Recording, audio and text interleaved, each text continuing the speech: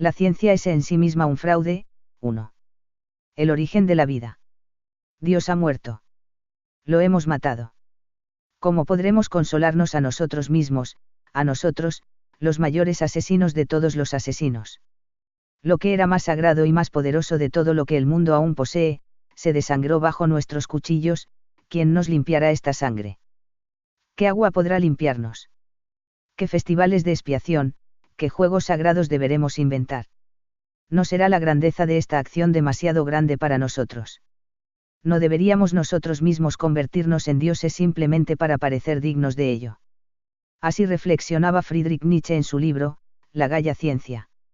Antes habló de ello Hegel e incluso Dostoyevsky después de que Don Quijote no encontrase fuerzas para seguir luchando.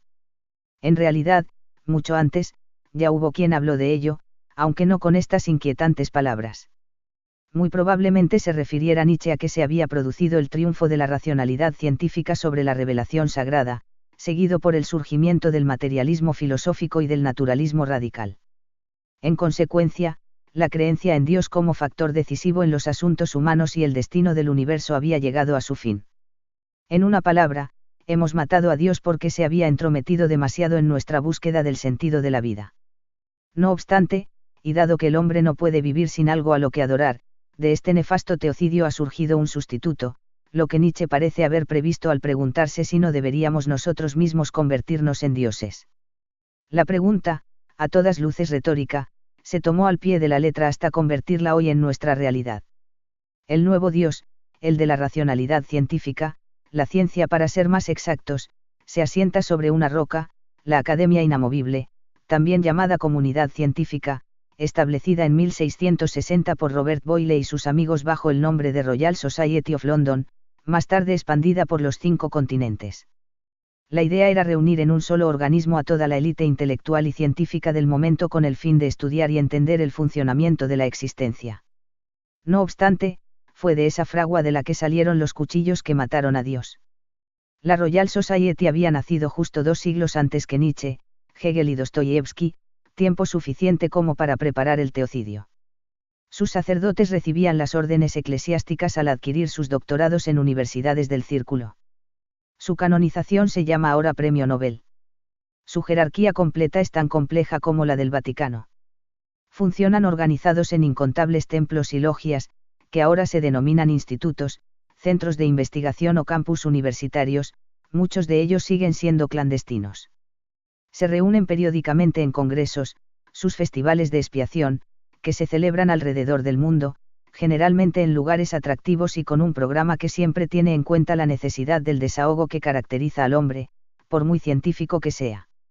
Son respetados, admirados, publicados, citados y subvencionados. No puede ser de otra manera, ya que el Diotec trata bien a su curia. O quizás no tan bien. Veamos. Según todos los indicios, la intuición no le falló a Nietzsche. La grandeza de esa acción, el asesinato de Dios, nos ha dejado en una inquietante orfandad metafísica, y el barco comienza a hacer agua por todas partes. Como era de esperar, el nuevo Diotec quiso empezar por el principio, es decir, por explicarnos cómo había creado el universo, el mundo y las condiciones para que surgiese en él la vida y con ella la inteligencia y la consciencia. El primer paso fue la simulación de la supuesta atmósfera que rodeaba la Tierra primordial y que facilitó el comienzo de la vida. El experimento se llamó Urey-Miller Experiment. En 1952, Harold Urey intentó calcular los componentes químicos de la atmósfera de la Tierra primitiva.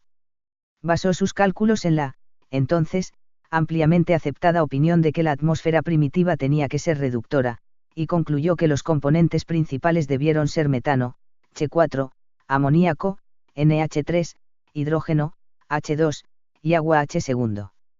Sugirió a su alumno, Stanley Miller, que hiciera un experimento intentando sintetizar compuestos orgánicos en esa atmósfera. Miller llevó a cabo un experimento en 1953 en el que hizo pasar una descarga eléctrica de 60.000 voltios de potencia a través de un matraz que contenía los gases identificados por Urey, junto con agua.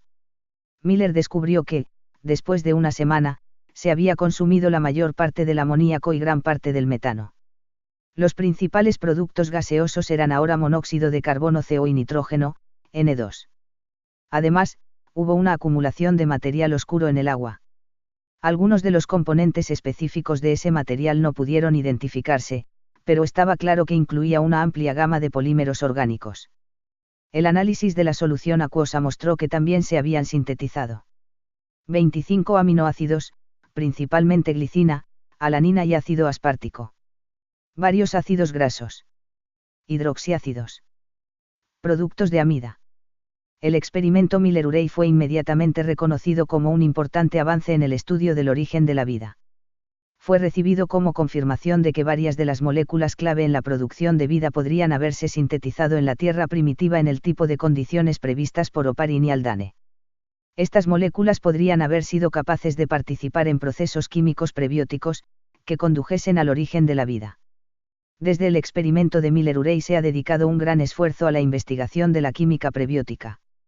No obstante, se ha hecho evidente que la organización de moléculas simples en ensamblajes capaces de reproducirse y evolucionar es una tarea mucho mayor de lo que se creyó durante la euforia que siguió al experimento.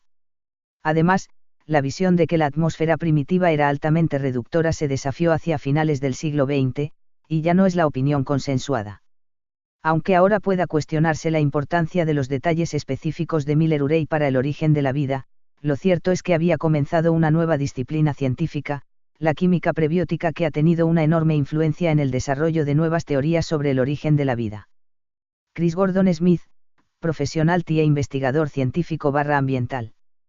Desde el año 1953 no han dejado de escribirse miles de páginas con las más dispares opiniones sobre la validez de aquel experimento. Lo curioso del caso es que las síntesis que se produjeron a partir de aquella solución acuosa demostraron, precisamente, que la vida no debió empezar así. Thierry basó sus cálculos en la, entonces, ampliamente aceptada opinión de que la atmósfera primitiva era reductora. ¿Puede la ciencia basarse en opiniones? Obviamente no, ya que el estudio de las opiniones claramente no pertenece al ámbito de la ciencia. Esta opinión en particular fue descartada radicalmente un tiempo después. La academia tiene hoy muy diferentes opiniones acerca de la atmósfera primordial de nuestro planeta. Estamos progresando.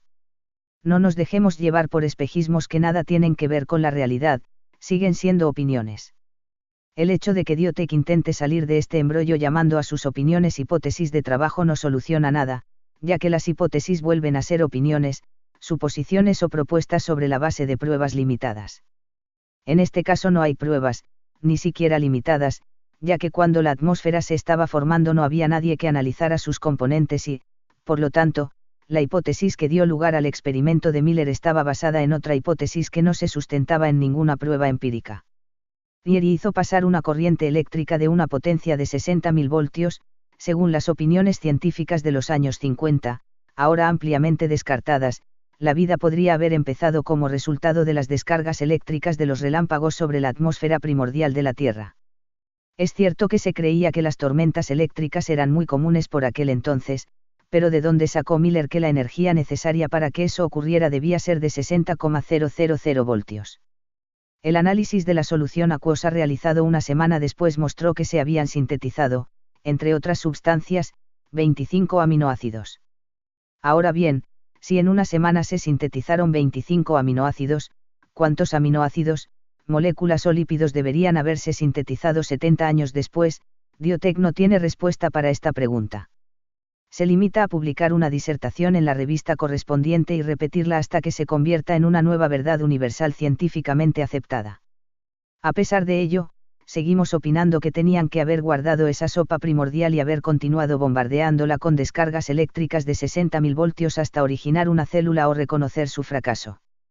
Nuestra pregunta es, ¿qué hicieron con la sopa?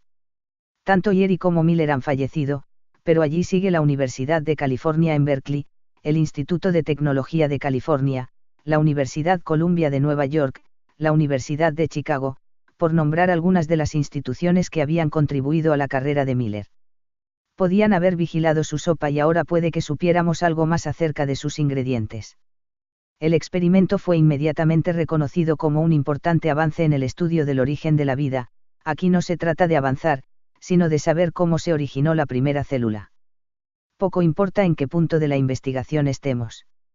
¿Qué diferencia hay entre los biólogos más avanzados y nosotros mismos con respecto al conocimiento de cómo se originó la vida? Los científicos tienen miedo de que la gente llegue a dudar de su capacidad para explicarlo todo, y ello les lleva a un malsano apresuramiento que les obliga a una constante rectificación. El experimento Miller-Urey comenzó la nueva disciplina científica de la química prebiótica y ha tenido una enorme influencia en el desarrollo de ideas sobre el origen de la vida. Es cierto que cada vez que se crea una nueva disciplina, se crea también un nuevo campo de investigación con sus correspondientes sacerdotes a sueldo, subvenciones, revistas, institutos, publicaciones, congresos, un matrix adyacente al matrix general. En cuanto al desarrollo de ideas sobre el origen de la vida, no cabe duda de que no han cesado de crearse y propagarse por doquier, pero sin que por ello sepamos algo más de cómo se originó la vida y aún menos para qué.